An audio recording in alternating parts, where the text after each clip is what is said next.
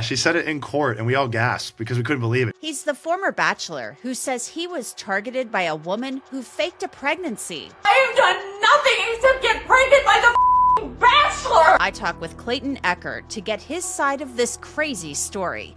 I'm Anjanette Levy, and this is Crime Fix.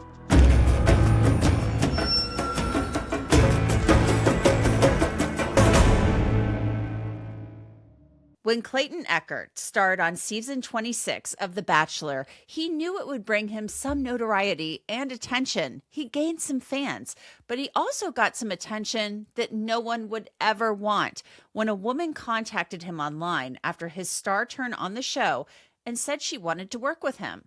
By that time, Clayton was working as a realtor. The woman who contacted him was named Laura Owens. Clayton says he and Laura met up once, just once. And one thing led to another, and you know. But Clayton is adamant that he and Laura Owens didn't have the type of interaction that would lead to a pregnancy.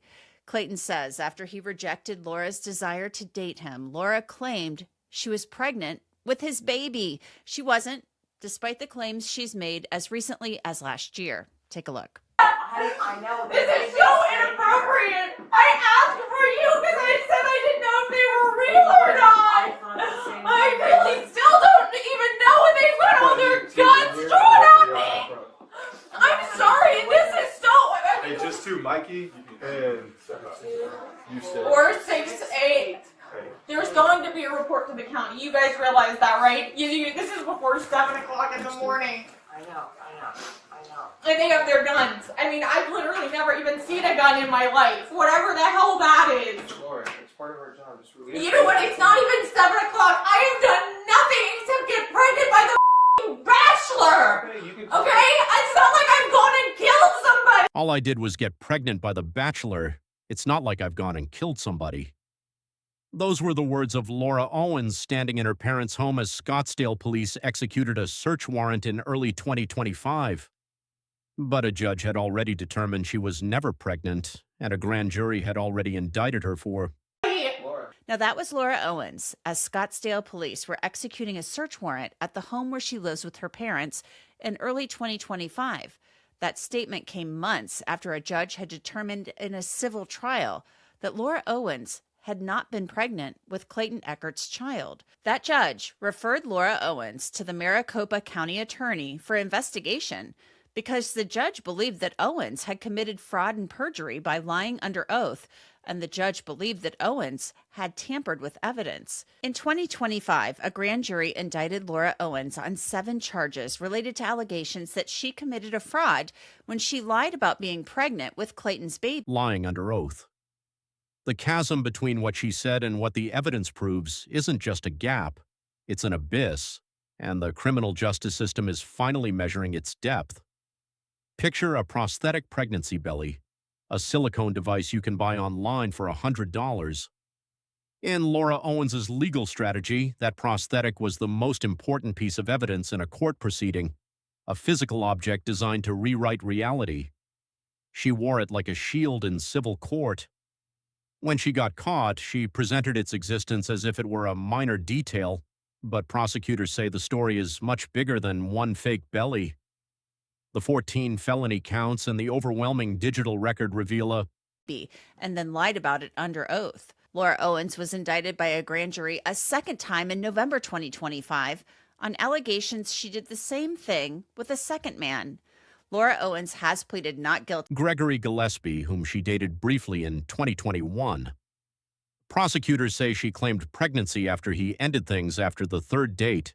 She allegedly stole the identity of 2 women to create fake ultrasound images and a doctor's note, and even threatened Gillespie with criminal accusations if he didn't pay her. The ticking clock question is simple. How many lives must be devastated by weaponized legal warfare before the system intervenes? For Owens, the answer is at least 3. To all of the charges. Did you want me to conduct a not guilty arraignment today on her behalf? Would, Your Honor. All right. Do you waive a reading of the charges and her rights? Yes. We will waive formal reading and enter a plea of not guilty as to all charges. All right. We'll enter a plea of not guilty on her behalf. Pleaded not guilty to all charges. Her new attorney, Christian Luders, requested more time to review multiple terabytes of data before advising her on a plea deal at a June 2026 settlement conference. The judge gave him the time, but Echard, who attended the hearing, called it a delay tactic. She's on her 6th or 7th lawyer at this point, Echard told the court. There's nothing in that terabyte of information that's going to all of a sudden open up to innocence. The refrain is simple. Justice delayed is justice denied. This defendant has weaponized delay for years. The evidence is there. The system must move. Justice delayed is justice denied. The delay strategy is not a coincidence. It is a feature of the playbook. Owens has burned through lawyers. She has used the court system to drain her targets financially. Echard described her as a bully who could drain guys in court, take them to court over nothing with no factual evidence, and just beat them down to where they ran out of money faster than she did. With her parents filing for bankruptcy and their GoFundMe raising only hundreds of dollars, the financial well is finally dry. The strategy that worked for years is collapsing. We are left with a single damning question. Laura Owens didn't just lie about a pregnancy. Yeah, she had reached out to me on LinkedIn. She stated that she was trying to get a hold of my brokerage. And I just got my license at this point in time. And so she said, hey, I can't get a hold of anyone from your office, but I really want to work with you all. I think you guys are incredible at what you do. That should have probably been the red flag at first, because the brokerage I was at was good, but They did not have intercourse. 11 days later, sexually that night, we did not have sexual intercourse, which is important to state. But we did do some other things, and ultimately she wanted me to date her from that point, and I told her no, and that was a one-time thing, and she grew agitated, and then after she couldn't take no for an answer that I wasn't going to date her, she decided to say she was pregnant 11 days later. she claimed she was pregnant with his twins. When she sued for paternity, she presented altered medical records. She even sent a video of a pregnant belly, later revealed to be her sister's, cropped to hide the face. As Echard put it, she bought a pregnancy belly, like you don't buy a...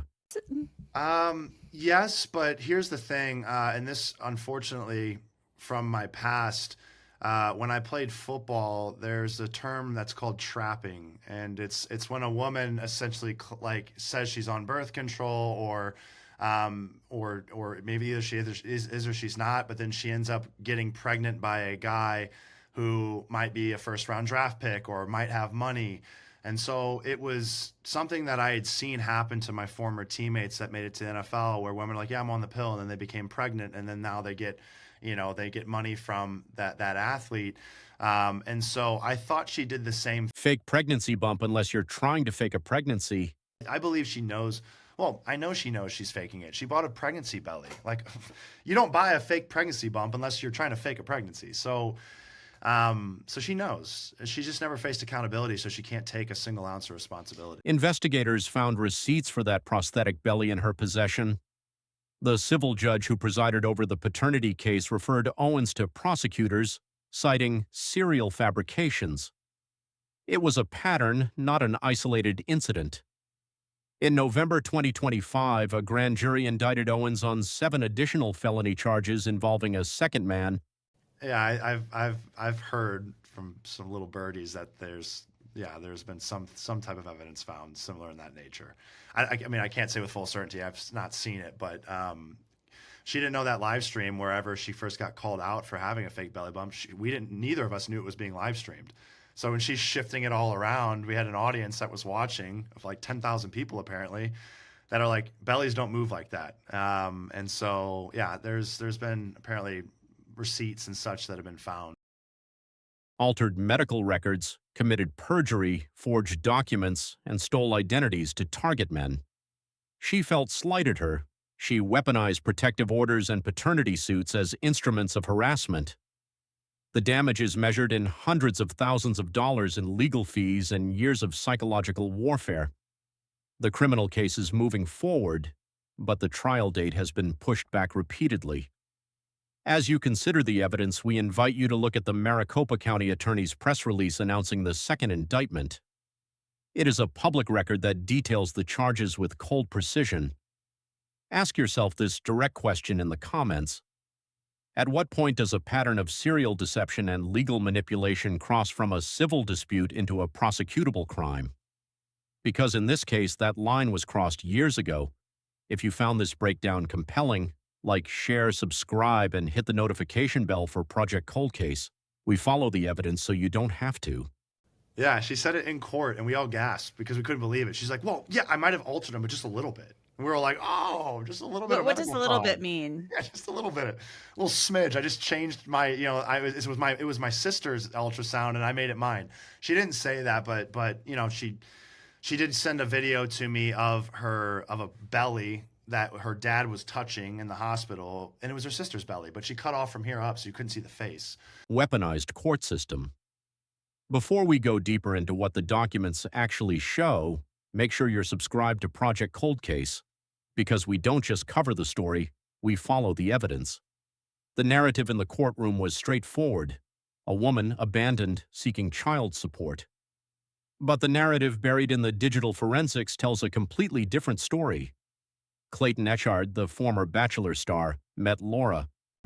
Yeah, but it's not about the money, though. I mean, what we've uncovered between me and the previous victims is that she does this from a place of self-hate or hate towards men.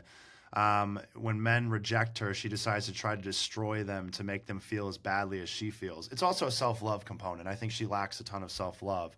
And so she's basically a bully that tries to make people hurt as badly as she is hurting. Unfortunately, she has help from her family, who I think also share those similar beliefs, and so she's had help. But it's not about the money. Decade-long pattern, a carefully constructed house of cards built on forged ultrasounds, stolen identities, and a... Years. Yeah, no, her family knows they're all wrong, and they don't believe in any of the nonsense they all push. I think, truthfully, from what I've heard, they think they're better than everybody else. They have that belief that they're like superhumans. They're bigger than like the dad with his reputation. The mom was apparently a successful publicist or something of that nature.